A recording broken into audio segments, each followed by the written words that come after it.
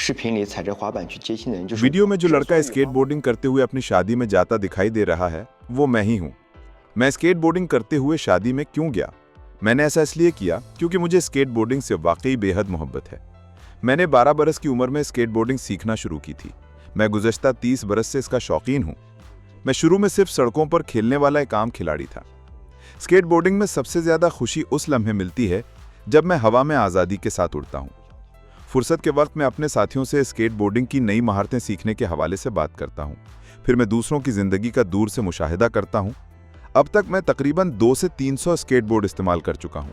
अगर उन सब को एक जगह रख दिया जाए तो उनका ढेर बहुत ही ऊंचा होगा। एक सड़क के खिलाड़ी से स्केटबोर्ड शॉप का मालिक बनने तक का सफ़र आसान नहीं था। उसके लिए माली वसाइल जमा करना ज़रूरी थे। यही वजह है कि मैंने ज़िंदगी में प्रॉपर्टी एजेंट, सेल्समैन और कपड़ों की दुकान के मालिक के तौर पर भी काम किया है।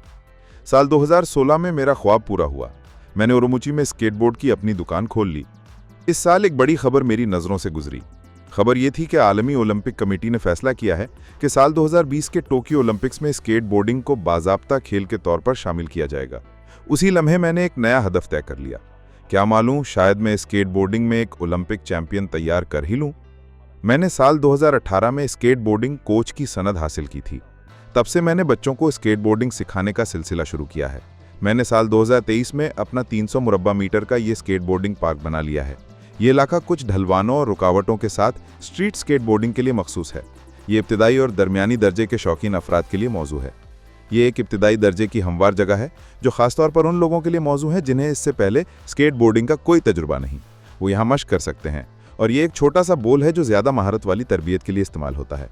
एहतियात करें, गौर से देखें, शंख से न टकराएं, यानी इन मखरूती रुकावटों से बचकर जाएं।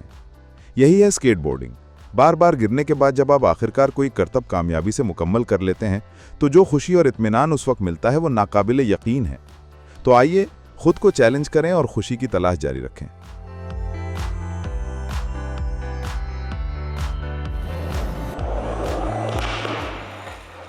我是王瑞。 मैं हूं वोंग रोई। आपसे मिलकर बहुत खुशी हुई।